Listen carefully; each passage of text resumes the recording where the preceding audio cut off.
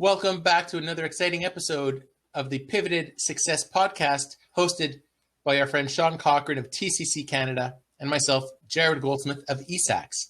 I'm very pleased to invite and welcome our friend and fellow entrepreneur, Jenn Hayward. Thank you. It's nice to be here. See, I already took over the conversation. No problem. Jenn Hayward from Gopher at Deliveries. There we go. So, Jenn, thanks so much for joining us. I mean, Sean, would you like to say a few words, perhaps? Sure, yeah. So thanks for joining us, Jenn. And again, thanks to everybody for listening. It's great for us to be here to help showcase some of these pivoted stories and success that's to come out of this awful pandemic that we have to deal with. So, Jenn, tell us a little bit about yourself and what Go For It does. Okay, well, Go For It is, we're a courier company if you want to break it down, but we're actually now a logistics dynasty, but we're a logistics company. We started our business 4 years ago. My husband and I both lost our jobs within the same week of each other after I had just finished a surgery. And so we actually pivoted 4 years before this even happened. We have 3 high needs kids and couldn't hold our jobs down because we're continuing to get calls, dealing with garage doors being punched in, all the fun stuff, right? So we said, well, what can we do that we can use my experience in the justice system and strategic planning, all the things, and that my husband will do what I tell him. And so we had a car and we said, let's do this. We started Go For It, no idea what we were doing, but we just. What was that, Jenn? When did you start it? 2016 was our first year, but we went really slow at the beginning. I went away for 7 weeks. I was like, that's how I'm going to deal with job loss. I was accepted into a leadership program out in Halifax. And we started slowly, and I remember our first couple of days, we had 3 clients and we do 3 or 4 deliveries a day all over the city for my base price. And my husband says, this isn't a good business model. And I said, build it and they will come. I said, you can't start making money as a courier until you have more people on the road, and you can't have more people until you have more business. So suck it up and go drive. And so that's what we did. And so that's how our company's evolved through, I guess we're doing this now. Like, it was never like, woohoo, but what we've managed to do is to create a really good work culture.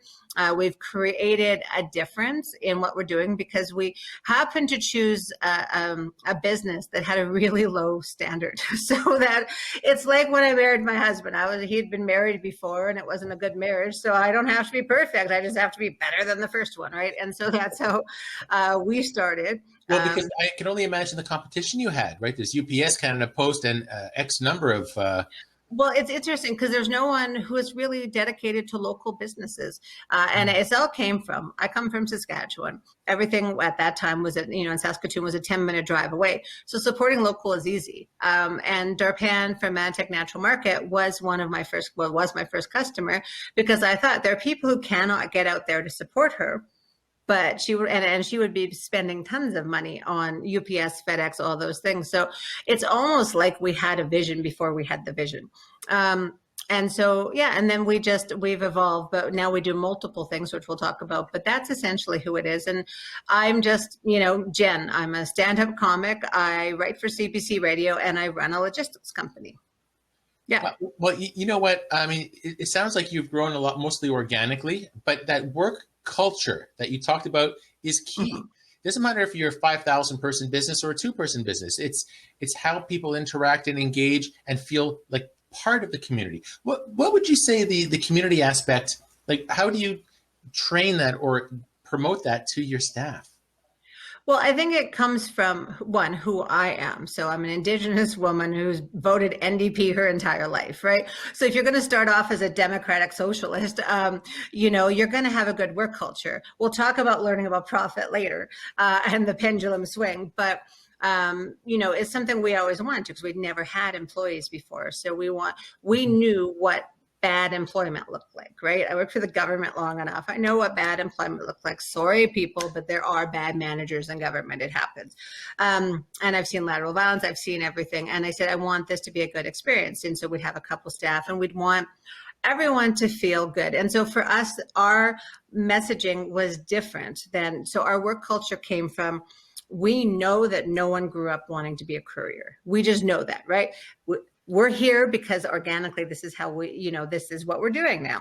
Let's make the most of it. And so that's what we did. So honestly, the first 2 staff that we hired were other comedians, because this was a way for them to work while they, were still pursuing their dreams and passions. And so they wouldn't be coming to work grumpy because we'd work out. You don't have to, you need to miss a show. I understand. So set your own hours. We'll work this.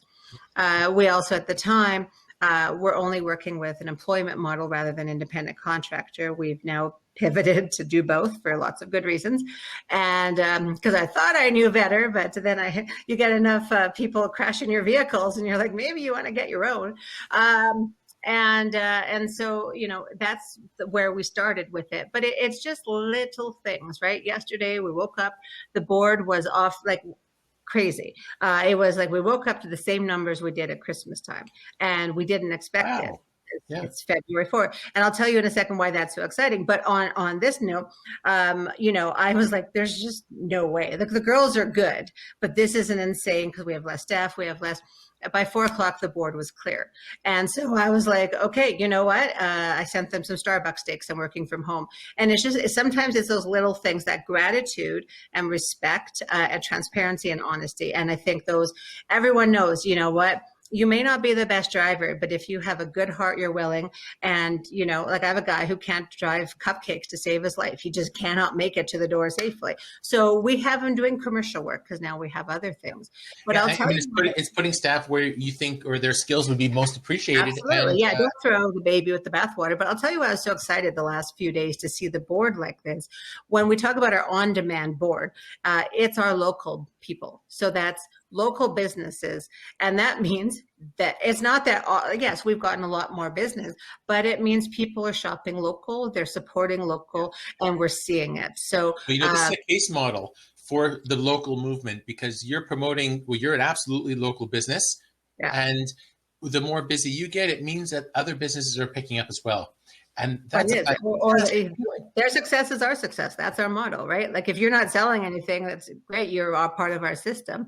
But it's also, we also need our national partners so how I just saw an article how Skip, or one of those third-party restaurant apps, they basically subsidize McDonald's and the big guys by charging more to the local people. And so, but we almost have the opposite, is that the fact that we have our national partners means we have more people on the road, so we don't have to increase the price. Because if I didn't have as many drivers as I do, I'd have to charge more because we'd be zigzagging all over. So, so everyone has their value, but I get so excited about the on-demand board. Because that means, and I'll tell you, if there was any industry to bet on in 2021, it's plants. We are delivering 60 to 80 plants a day, every day. And I made a joke on Facebook about this, and people started sending me pictures of their living room. And I guess that's how people are keeping happy. I'm not a plant person. I don't get it. And I joked that someone sent me cuttings of their plants. I was like, what do you want me to do with it? And they're like, grow it. You'll be happy. And I was like, I don't think this is the answer. I prefer antidepressants, but you do you. Yeah. Sorry. No COVID, just hopping. I love the technique, though, of hiring other comedians in the beginning to get things going. Because, I mean, really, it's about finding the people in the first place that you can count on, first of all, but having a bit of flexibility. We had to do rarely can you count on a comedian, so we chose the right ones.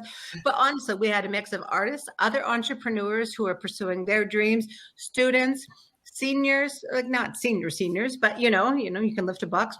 The whole point was we want you to have a life. We want balance. Now, no one can have a life, but we want to see balance out there, and we want when you're at work, we want you happy. So, talking about not having a life, when the world stopped back in March 2020, how was Gopher It affected by COVID? What happened? It was a very interesting time because, one, we had just got back from vacation, and so we got back from our 20th anniversary. And everyone was talking about this COVID thing. And I remember us sort of making fun of someone in the airport who was wearing a mask. And I'm like, that's not necessary. And then boom, the world shut down. What happened was we had 4 in our management team. We had a strategic plan that we were implementing, and 2 of our managers left as soon as they were able to. And it was very telling for us because our managers could work from home. But we said, we don't want anyone at work who doesn't want to be there, because the fear and the psychology behind it. So we said, anyone who wants a note, you get a note, right? You can be laid off. Well, we got, a lot of people, but I mean, anyone who had an elderly person in their life, or the fear was so big. So we lost about half our staff, and we tripled our business. But this is not a good thing. This was not a happy story. This was Jenn crying under her desk. So a couple things happened. One, we didn't have the capacity in our office. So I'm back to working 120 hours a week. Most of our bulk the first month came from one large client who I'm not going to name because they don't need any business. And I think Jared knows where that story will go later. But and it was a real lesson to us in why we like local so much. This company had the exact same problem we did, where half their workforce walked out, but it was such a large one. And then they started having issues and things like that. Well, they shut their helpline down. And so their customers had nowhere to go. So they would have got the thing that we deliver before, and would just no go for it because, if they see our name on it.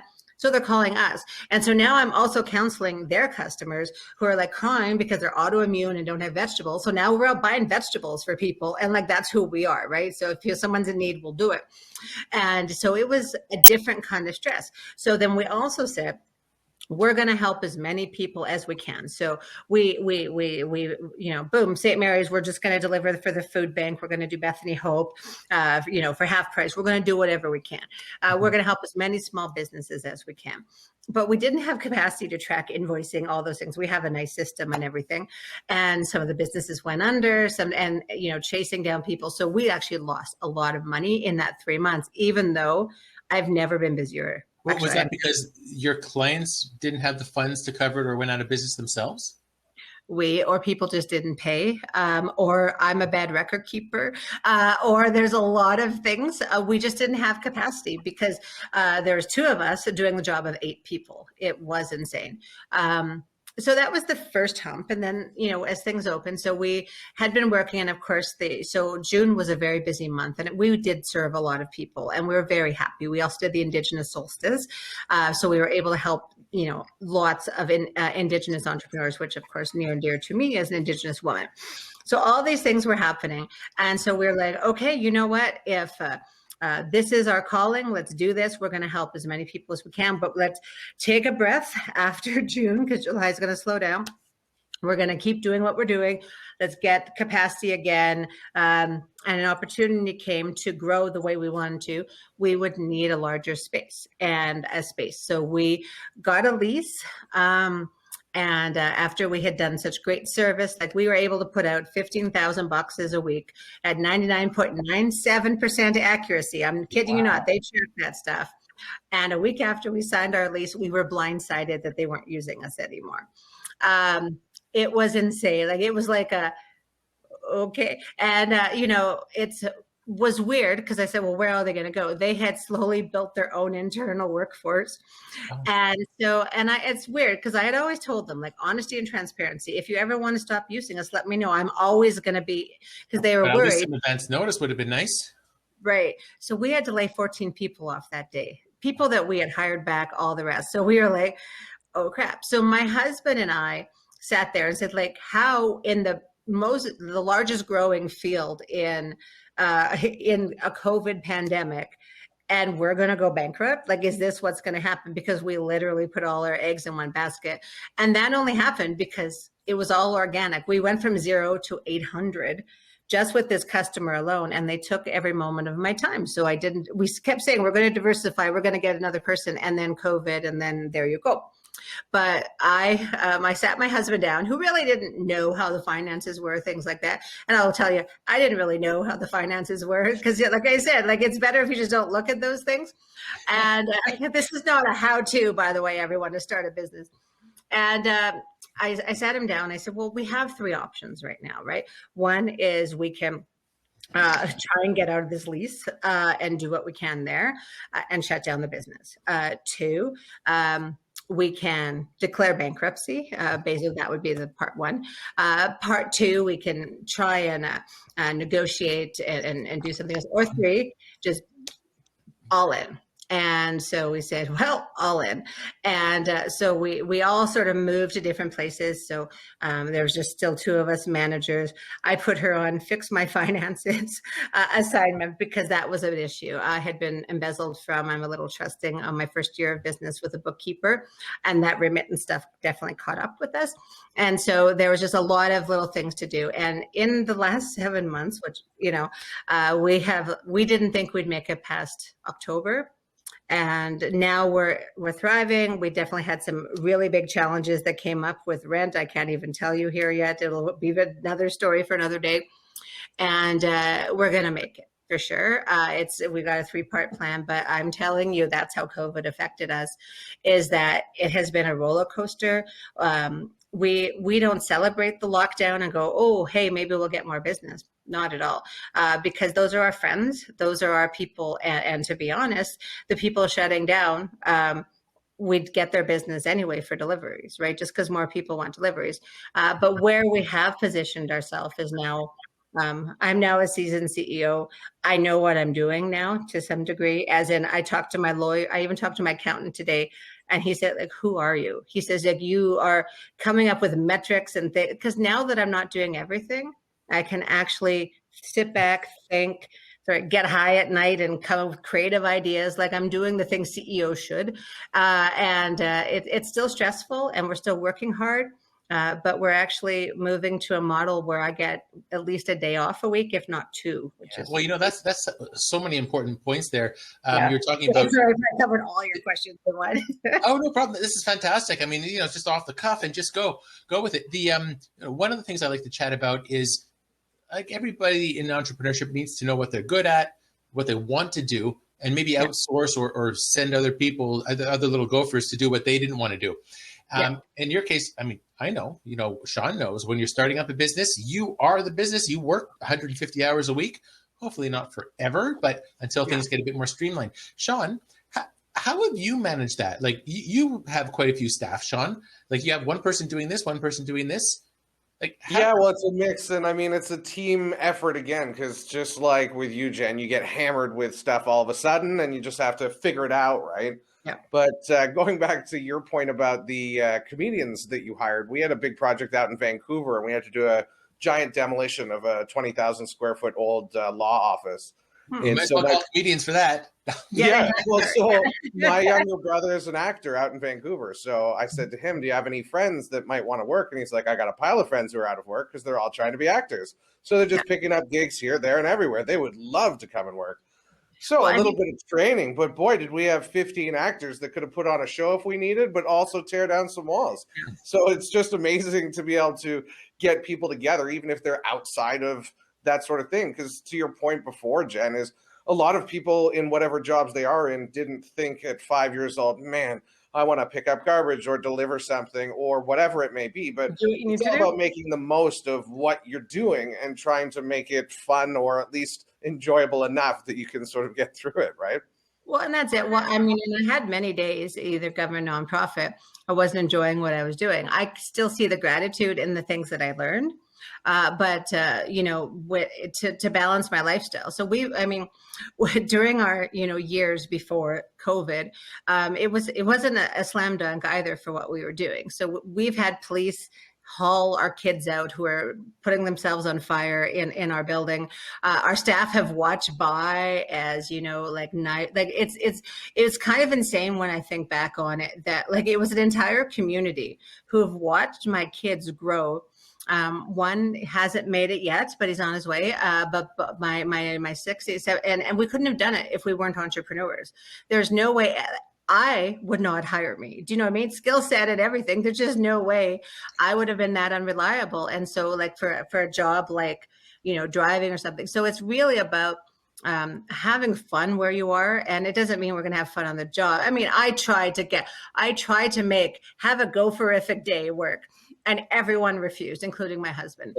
Everyone's like, I will quit if you make me say that. So, I would look forward to that. That was fabulous. Right, it would be awesome, but no, I have been outvoted. So I mean, part Can I of it start is using that? I hope you have a Gopherific day. That's fabulous. right. You guys go with it for sure. You go for it. But I mean, a lot of that came from, you know, when you talk about work culture, it's there is one little strategy that I do use besides just hire cool people. Is that when I went to this global change leader conference, and there was 22 women from all over the world, right? And so I came in, you know, representing Canada and knowing quite a bit. You know, my education was a little bit higher than the women, but I really learned about a lot from women and you know, the globalization and the impact that I hadn't thought about before, and how, you know, we had always grown up with this paradigm of going into countries and helping them and things like that and telling them what they need. And through this thing, I really learned that we need to listen more, and we need to let people guide us to how they want help. And I sort of mentor and manage the same way. I mean, I know how I want things done. Everyone knows that. But how you get it done, if it's getting done, I don't care. You know, so, you know, Valentine's Day, big, huge day for us, right? I have not been involved in the planning except for approving things. So I've let, you know, all of our Christmas experiences and everything. So we have our project manager, and I'm kind of lucky that I have a Black Belt Sigma as my director of ops. So I can just like, yeah, you know better. We're good. Well, you know, you talk about experience. I mean, if you didn't have, unfortunately, gone through the ringer in so many different ways, shapes, and forms, would you be able to be as successful as you are now? Like, no. Those are the skills. I would have shut down for sure in July. If at that point, like I said, like, we're going to be fine no matter what. If this ended in bankruptcy, which it could have, we would have been fine, because we know how to hustle, because we came from welfare, right? That's when he and I met, when I was like 20. You know, we both didn't have jobs, and then I worked at 7-Eleven. That was like my big first job after, you know, at that age. And so, you know, we think back, and I said, no, I'm connected enough, and I'll be able to find something else and hustle. I don't want to. I want to see a good success here, and we will. But it's all that mindset. So no, if I hadn't gone through hardships in my life, and honestly, I think that is one of the issues some people are having pivoting, is because this is the first hardship they've gone through. And it's really hard when you have your life mapped out, and it's like, you know, I think I was on a podcast with Jason Petrianak, and he was talking about, you know, people and sort of where they're going. And I said, you know, government control. And I said, dude, Indigenous people have had government controlling them forever. This is the first time some people have ever experienced it, and thus they don't know what to do. So my hope is people take all of their newfound knowledge to be able to apply it to marginalized, not just Indigenous, but marginalized communities. So like, I'm hoping that we come up with a better, I'm not seeing that on Facebook, I won't lie, but I'd like at the end of it to be able to see, like, people are talking about civil liberties and all the things. So I'm seeing also divisions in classes and in, you know, who's essential and who's not. And I've always laughed in a way, in a sardonic way, is that, like, okay, if something's not essential, why am I able to deliver it? Like, if it's not essential, it's got to be like essential to someone. And in March, like, we brought a lot of cupcakes around town, right? But I mean, there's no reason they couldn't have been open during that time, or maybe there isn't, but it just seems that delivery being the answer for everything isn't the answer for everything. It's good, but you know, we'll deliver for you for sure. But, you know, there's also people, you know, I've done it. You know, at nighttime. It reminds me of what my father used to tell me years ago. He said, you know, the gold rush? Like, yeah, everybody knows the gold rush. Well, who do you think made money? The miners? No, it was the people who sold shovels. Yeah. And in your case, people are buying whatever online. Hopefully, at least we like to think supporting local, and then they need to get it into people's hands. So you're that person. But all of those experiences, right? Like, again, I'm coming back to this because, yeah, you can read it in a book, but until you go through it yourself and have the ups and downs and see what it's really like to be an entrepreneur. I have one of my videos talking about the difference between being an entrepreneur and a business owner. Yes, it's different. It's different. Yeah. I can't wait to be a business owner. I can't wait to just own something, get some dividends, and go to Hawaii like that. But you hear Well, about people who, the successful businesses out there, whoever, like name XYZ person, you don't hear about the 10 times they failed, probably the 5 times they got bankrupt. It just takes one big success, but they have to go through these growing pains. And if it takes a global pandemic, well, better now than 5 years from now. When I think if you're younger in your, I think you're younger in your sort of entrepreneurial career, you don't see those failures. So when it happens to you, you think, well, I just ruined this. I did this myself. And then you start to learn from it and be like, oh, wait, okay, so I've got to stumble before I can get to where I need to be. And with the pandemic, it really threw everybody for a loop. And a lot of people, like you said, Jen, really haven't experienced hardship in the sense, certainly not like this. And all of a sudden to get thrown into that when you've been doing everything right, you've been planning just perfectly, you're doing all the right things, but you're failing and there's nothing you can do. It's just such a depressing thought and feeling, and so hard for so many to pivot and try and make the most of it to make it to the other side, right? Well, I think when we say pivot, because, there's a couple of examples that I've seen that are really good. I mean, so we pivot, I'll talk in a sec, if you don't mind, about what we pivoted to, even though, to save ourselves and things. But I think we have to come to the realization there are some businesses that aren't going to make it. There are some, and I use this example because there's a success story around it. But the inflatable party rental companies, if that is your sole bread and butter, you are in trouble, my friend, right? Because that's like a big business during non-pandemic times. But right now, I just don't see it happening because germs, right? No matter what you do, that's not going to be something that, unless you have it just like for adult purposes and you and your wife, I cannot see any other reason for it, right? So, but I use that example not to put anyone down who has that business, to say there was a business in town who was at that exact situation, looked around and said, we need to pivot, went and found they had other party rental things too. They saw a cotton candy maker, they started a cotton candy business, and now that's what they're doing. And they're in the position that Josh and I were 4 years ago. I guess this is what we're doing now. You use what you have, when you have, how you, that Carla Brioni's from Freshie, I guess I'm selling groceries now. That's what we're doing, right? Yeah. Shell is on Uber Eats, for goodness sakes. Like, Shell is like, if you want a bag of chips, I'll get someone. I think that's a misuse, by the way, of Deliveries, but it's not great for the environment.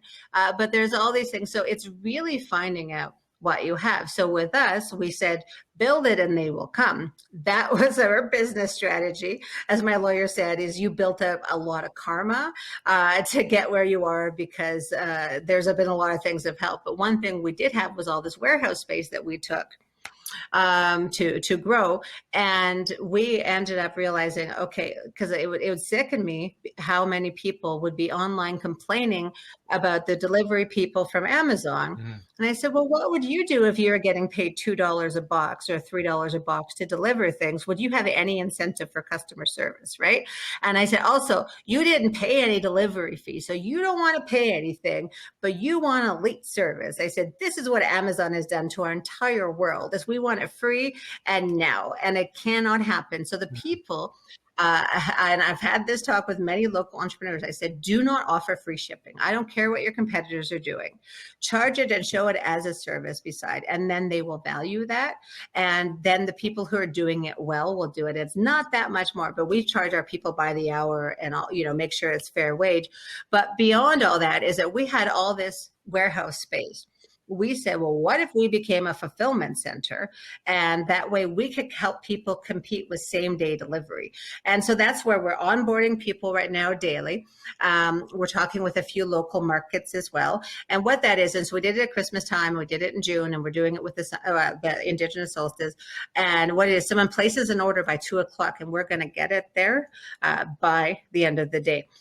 Amazon can't even do that, right? So we do that. And also, if it needs to be shipped, we ship it, and we offer the pickup service. So we're offering this. Let us take all your logistic needs. That wasn't our plan. I had one car and my husband just get away, go drive something, right?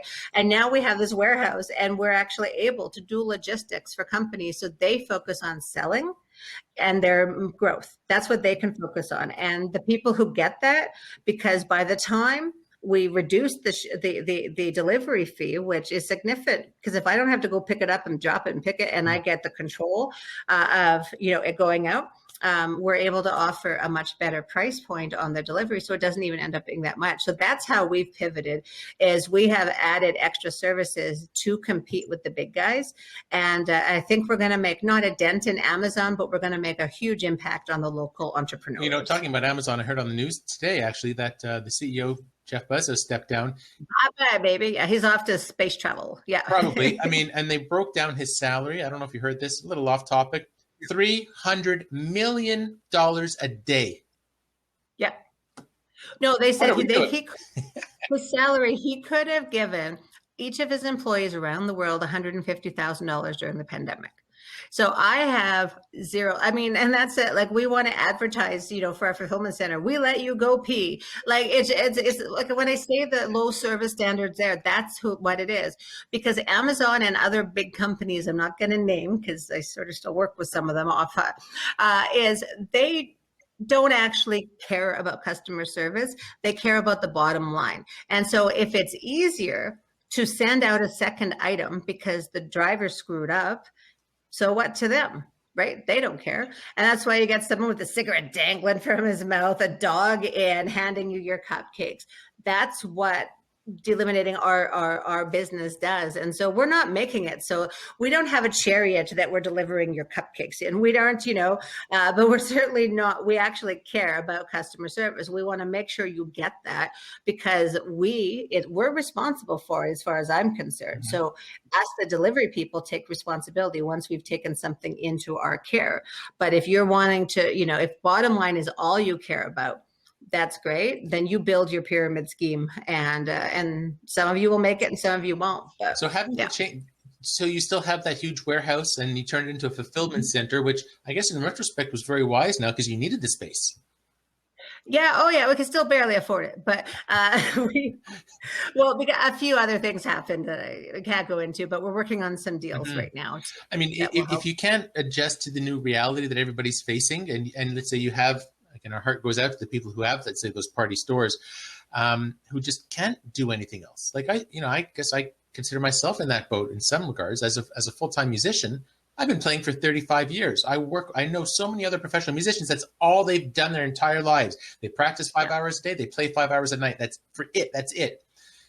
Yeah. I woke up one day after 35 years of playing music, middle of March, and I said, nope, music's done. And then I found what everybody in the world is looking for. Well, toilet paper, PPE equipment, and an option to Zoom. And there you go. That's what I've done. But for me to wake up and say, "Oh, music's not working out," no problem. Well, think about in the 70s and 80s, when the automotive industry changed, when globalization first started happening, right? Mass layoffs, Nortel here, I think was a thing. I wasn't living here at the time. This is not new, where industries have to change. The oil people are going to feel it as soon as we go. Well, they're already feeling it, but they're going to feel it more and more and more. But they're so resistant to the change. And we're not saying adapt, or it's just, you are not what you do. And I think that's what people, so I'm more of an entrepreneur than I am a logistics specialist. That's why everyone is like, Jen, hands off the board, because you go do what you do. And apparently what I do is take high risks with my family's fortune. We don't have a fortune, and charm my way in and out of things. And that's, like my lawyer and I talked about it today, is that without some degree of charm, which I guess I have, that, we hustled our way into this with the vision. So first it was survival, and now it's stabilization. And then now we're talking to the accountant about valuation of a company, which is a word I didn't really know existed until now. And so it's not a story. And here's the thing, you have to be ready to fail too. And also understand that some of the best, biggest people have bankrupt companies. We had an investor look at our company. My books were not clean enough yet, and not clean like we're not laundering them, but they're just like, they're not, things aren't in the right categories. It's just Jenn launders money, please no. Police will come. Although police are too busy chasing a cheeseburger. Did you see that in Vancouver? There's a whole other, but there's a sting because they saw 100 cheeseburgers going to someone's house, so they knew a party was going to happen there. And I was like, just the warrant. To get the warrant, the search warrant, they had to talk about the cheeseburgers. And I'm just like, maybe someone was just hungry. No, it was, but anyway. Yeah, I do this and I forget what I was talking about. What was I talking about? I'm not high at all. I'm not. What was I talking about? Seriously. Testing you. Yeah, well, remembers because I go like this. That's just who I am. But anyway, so when we're talking like the pivot in business, we're all doing what we go. You have to be ready to fail.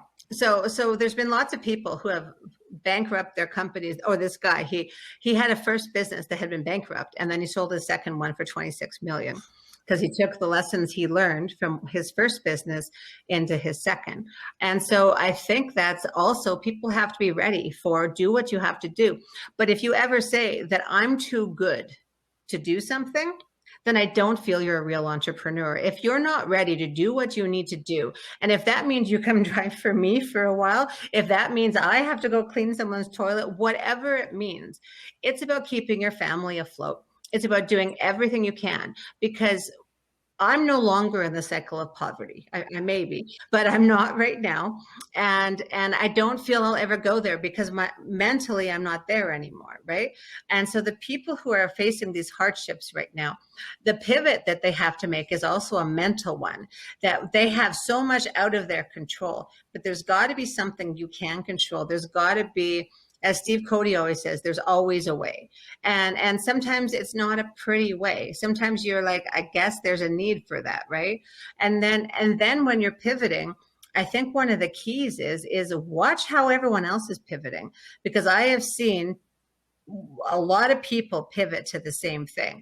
And I know who is the first out with the mask in Ottawa, right? I know who is doing PPE, and I know there are at least 20 people developing websites to help local businesses. And I know all this, and not everyone's going to succeed at it.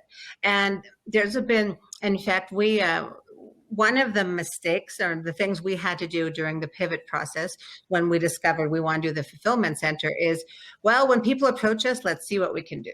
Right. And we had always bucked restaurant delivery for so many reasons. It's just not something we wanted to put our hat in, but we were approached by someone who had the interface, who really needed good logistics. And I said, well, we'll give it a try.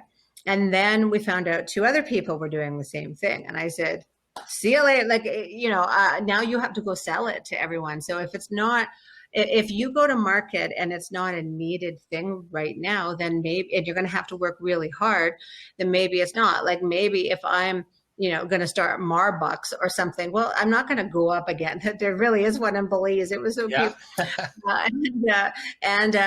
I'm, I'm not a business expert, but I'm a good hustler. And it's, I have so many failed events under my belt, right? Because I've spread myself thin is my problem. But I have to keep true to myself, and I have to perform somewhere. That is something I have to do. I don't really care about getting paid for it. So I write for CBC once every 2 weeks. And now I'm doing the Jenn Hayward show, which is also just helping entrepreneurs, but it's not like polished like your show. It's just me talking to people. And I don't even have a special mic. I bought a light thingy, you know what I mean? It's just something I do for me, to help me go happy. So I think you need that balance as an entrepreneur. I talk a lot, I know, but you need that balance. And when you're pivoting, nothing is forever, right? You're doing what you need to do now. And if you're doing nothing, then you're not, you're online, the opportunities are endless. So Jenn, right? Are you able to talk about the future? Let's put your crystal fedora on and talk about, maybe even small, short term, 3 months, 6 months, say 6 months from now. The world or me? You. Okay. The world will probably still be spinning in some way. Well, aliens invade and that, no. Well, in 3 months, I believe we're going to have stabilization. So I believe by then a couple of announcements will have come through. So I think I announced earlier, we're delivering for 2 wholesale grocery stores that have now pivoted to online, which is great. So I'll even give them a plug, Cisco at Home and Mamma Mia Wholesale Foods. And what they're both, that's Avanti Foods. And they were both restaurant distributors who kind of got hit too, but also found a way to help people. Right now, do I need 5 kilograms of bacon? Yes. So it's like, it's not for your day to day, but there's a lot of good use. So I see online grocery will be a big thing for us, but also for people. And I'm also, for us, seeing a lot more focus. So you'll be seeing some announcements, but I think fulfillment is where we're going to grow. We're going to keep going. We're going to keep doing what we're doing. We're working on a couple of projects with a couple of people. That's all I can say, because NDAs are a thing I learned about too. And that really are going to change the face and make even what we do even more efficient and better. And 6 months from now, I'd love to say I've had a vaccine and I'm in Kenya visiting my friend. I highly doubt that's going to happen realistically. But where I would like to see our business is on having our full plan, having our funding from BDC that we need, having ourselves right now as if I started the business today, as if I started taking all my knowledge and all our past and everything, as if I came in, I knew all the things I knew and created a plan and moved on, and it was following along. Well, you can't change the past. It's today's the new day. So I'd rather my motto not be, I guess this is what we're doing now, to, hey, here's the next 4 steps in the plan, and here's the scenarios if they don't work by design. That we will do instead. So that's what I'd like to be. And I actually, in 3 to 6 months, I plan on having Saturdays and Sundays off. That is the goal. I have put my time in this year. My family is, but like everyone works, all of us work at there. Like during Christmas, my kids were warehousing and they were fulfilling and they were arguing and they were, they were doing all the things.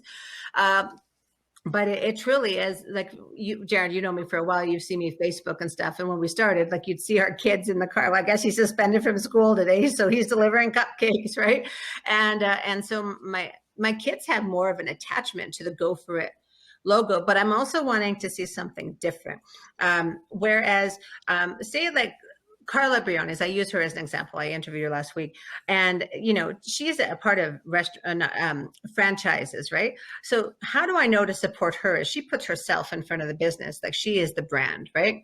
I was talking to other people who they are the brand. That's what's happened with Go For It. But we're almost done. But for now, I would like it. I'm still the brand, but I want to get less the brand and Go For It is more the brand. So it's running like the machine I want it to be. So I have more freedom, I guess. That's what I'd like to see. Right. What about, I mean, there's so much good stuff here. I mean, we've been going on for about 45 minutes now, so I guess we'll start wrapping it up. But what about words of wisdom for other entrepreneurs? I know everybody's at a different stage in their career, in their entrepreneurial journey. But if there's, let's say, 3 high-level words of wisdom or phrase, knowledge that you can impart on people, what would it be? I don't know if it's as encouraging, but I think we all need to remember we made a choice to be entrepreneurs, whether it was to hustle, whether it was that we took the risk. And I know it's hard with the government shutdowns. I know that, but we have to understand if we were making millions right now, we wouldn't be obligated to help anyone with that either. So we have to understand that right now we made a choice. And everything we do from here on out is also a choice. And so there is no use just dwelling in that anger or that angst. And I'm someone who and we've taught our kids this too, for mental health issues. You had a bad night. Get up and get showered and do what you can. And some days getting up and get showered is all you can do, but do something productive. If your business is shut down, work on your social media plan. If work for your projections, do everything that you can. So when you are there, you're ready to go. So that would be, the first thing is really that sort of victim mentality, because we're under, but it's a pandemic. You're literally not alone where you are, right? Number 2 is that some of you will make it, some of you won't. I could be one on either end, and that it should. But you're going to be okay. It's just a company. Well, we haven't talked about the mental health side yet either. Well, it is. And that's, I think a lot of people that, especially ones who haven't, it's just a company. It's not you. You are part of the company. You have not failed. I mean, I've made failures. I'm not a failure. There's a difference, right? I have effed up a lot in my entire life, right? And if I could sit there dwelling on every mistake I've made, I would not ever get out of bed. But you have to, you know what I mean? Every day is a new day, an opportunity to make it better. And like I tell my kids every single day, I don't care, I don't care that you had a bad day. And I mean, I care, but don't take it out on me, right? Don't take it out on Facebook. And that would be the third thing. Stop arguing on Facebook. And I have to tell myself that too. But this is an important thing, I think, for any entrepreneur, is that if we are the brand and we are treating people with disrespect on social media, what does that say about our brand? Absolutely. And people don't see the difference. If I can't control myself, which has happened, I will just block. You're not my personal friend. There's no reason I should be having an argument with you about the pandemic. And I catch myself because I care. Like, I'm really up in arms about the snowbird thing, right? But I have to let it go and not argue with people, because those are my future customers. And those are people who in their own way are going through their own pain and their own, and it does no good. Education, back and forth, civil debate. Sure, you can't do that on social media. No, I mean, so if I may, Jen, when the pandemic started, because I do a lot of like videos, right? That's content, and one of the videos I think it's my video when you first log into my YouTube channel, and it's me talking, I think, for 10 minutes about how you could still survive and thrive during COVID as a small business. Yeah, the world's collapsing, everything's shut down, but like you said, working on the stuff behind the scenes, the not sexy stuff. Do your books, do your processes, do some social media stuff. I mean, something I found useful years ago, I knew it's a black hole. Social media, you could get lost in there for days and your business will suffer. At least if at first you're the only person doing the business. Something I found useful way back when is I'm on Facebook. I look at my stuff. I maybe make a couple posts and I log off. I'm only there to do business. Well, at least that's how I approach Facebook most of the time. And if you don't set limits and you don't have that self-control, that's a scary place to be. Oh, it is. I'm not allowed to be on Facebook after I've had an edible. That is a family rule. And I only do it like 8:00 at night, but you can see how my brain works. You have to shut this down, right? And I'm not supposed to drink, apparently. So that is one of the things for sure. And it always comes to that, like you said, like it is a mindset and it's hard, of looking at things gratefully during a pandemic. But I remember one day, and no one agreed with me, but that's fine. But I saw in a mom's group, and it was the first day of the snowfall that came, and everyone was like, F it, we're going outside, right? And I said, you know what? The kids are not going to remember all the negative things. They're going to remember that time with mom and dad. And I think someone said, like, there's a meme out there or something, is that like, we're like, we have to spend every day at home. And our dog's like, yay, my owner's home every day, right? And it's just, how can you shift it? And I'm no Pollyanna, I don't bitch about anything, right? But it really is, when it comes down to it, even here, I could have had a bad day. The old Jen would have blew you off. You know what I mean? Like, it would have been like, oh, now I got to talk. But I'm like, I have a person to talk to who's not my family. It's great, right? Like, you have to, the mindset, I think, is everything. And it takes, I don't know what. I mean, maybe it takes. You've had that passion since the first day I met you. It doesn't matter if you're talking about something good or the anti-maskers, whatever. It's, you're enthusiastic, you believe in what you do. And that's what comes across. That's what other people buy into. And I think that's it. And I think that don't argue, but also be authentic, right? And that's where a lot of people were like, things were perfect and now they're not. And that's BS. No one's life was perfect, right? But that's someone's narrative. And my narrative has always been to be real. Now I've cleaned it up a bit. But when you start as a CEO and you have a book called Jesus Loves a Crazy Horny Feminist, you can't hide from that. And so in a way, I feel more free. And I've had work with FedEx. I've had work with lots of people who could Google me at any time and be like, all right, but can she deliver? And she does, right? So in the end, just be yourself. Unless you're a racist, then maybe work on that, right? So that's my advice. Be authentic unless you're a racist. It's so funny. People talk about, deliver, you got to deliver, but you actually walk the walk in every sense. Thank you. You literally deliver. Well, and that's a little secret, a Gopher secret we have. It's not that we don't make mistakes. It's that we have a policy that at any time, one, any staff on their way home will take a package if something's gone rogue. Sure. And two, at any time, if we're overwhelmed, a manager gets on the road. So it doesn't matter who you are, unless we have one driver without a driver's license. I said, you are always here. But for everyone else, no one is too good to go on the road. It's hard for me because I get 20 emails and calls a day and I'm not very efficient anymore, but it also is good. It feels good to be out there and to do that when it's not cold out. That's the days that I like to pick, but it's, I think that's where, when we talk about having fun, it's making sure when you deliver that it's not a huge, and we've had stressful days, right? But then you're a team and we got a bottle of wine ready to go after Valentine's Day. We're all taking this much because, we have to drive and after, but still have to get home and we don't want to encourage anything negative. But as a team, it's like something you want to strive. You've set a goal, you've worked on it, and nurturing that team. My team would do anything, right? I've never seen a team this strong. And I mean that, just the wheels are all going. And it's the first time that I've just had that freedom to be Jenn and be a leader instead of all the doer. And so it's nice to have that trust in people. And I don't know if I would have gotten here non-COVID, but I think COVID forced me to go through a lot of extra work, some ups and downs. And we are one of the people who could probably say definitively that we might have gone bankrupt without COVID because we were on the down because of all the mistakes, but we took it. And we're not like, yeah, COVID helped us. That's not it. I would have been okay. What we say is that for every good thing that comes, we're going to pay it forward.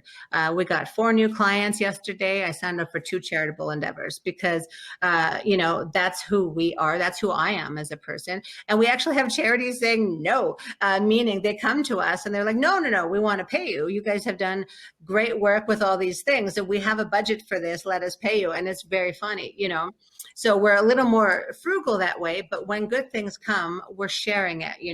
We pay a fair wage. Do that, right? Those are and it's not great. It's just a fair wage for what we're doing. I'd love to be able to do more. And it's the little things. And if you have gratitude every day, that you'll spark that with your staff. Like I said, our dispatchers, our director, everyone wants success for this. And it's partly because they love the Haywards, but it's also now become bigger than the Haywards. And that's where we want it to go. We don't want people to do this because they pity us, right? We want them to do this because they want to be part of something great. Sure. And that's, I guess on ending on all that, that's why, and I don't get to say it very much. And Sean said at the beginning, to be the positivity is that I'm seeing there's all that bad out there, but I'm seeing these great stories and these great collaborations, and I'm seeing the people who are doing whatever they can, and whether they make it or not, they're going to make it, if that makes sense. Yeah, right? That's the purpose of this podcast, is to offer inspiration from other community business leaders, to hear how they're doing it. The enthusiasm in your voice, I just love it. It's fantastic. Sean, do you have any closing discussions you'd like to chat about? No, just going back to the whole sort of drasticness of this pandemic. I mean, really looking at it from an entrepreneur's perspective, a lot of people haven't had any hardship and they went from 0 to 100. So it wasn't just a little bit of hardship, it was the whole thing. So you've had to deal with this monumental disaster, and hopefully this is the only time in our lifetime that we deal with such a thing. But if you can get through this, I think you can get through a lot. And if it, like in your scenario, turns your focus or makes you decide that I'm going in the wrong direction, this is not what I want for my life. I've been pounding this same thing for a decade. It's not working. So now's the time to cut and do something else. And down the road on the other side, you'll be so much happier, because again, you have to do what's right for you, yourself and your happiness and all that first, because you can be rich and miserable all you want. But I mean, really, it comes down to your quality of life, right? This is a great opportunity to I don't want to say the great reset, but this is a good opportunity to evaluate yourself in your life and what you want truly out of life. I don't need millions of dollars. I'd like them, but I don't need them. But I want a mechanism to do good in the world, right? I want to be able to go visit my friends in Kenya. I'm okay to say that now, that's why I want profit for those things. And that's why sometimes I got to say no sometimes. And I have to be a little, yeah, you do have to pay your bill, send my husband around. He's a big guy. You got to do it all with humor, Sean and Jared. You have to laugh. And that's what I really miss. We're lucky because we're a team, and a lot of entrepreneurs are more isolated. So I guess I forgot that words of wisdom is reach out. When we were at our lowest, I was I'm on a networking group, and I said, guys, it's not good. It is not good. I don't know if we're going to make it. I'm going to keep trying. And that's what my lawyer said. You have a lot of karma in your bank. Trust me. And people actually said, Jen, can I help you with this? Can I help you? And I didn't get any big referrals or anything, but that kindness got me through.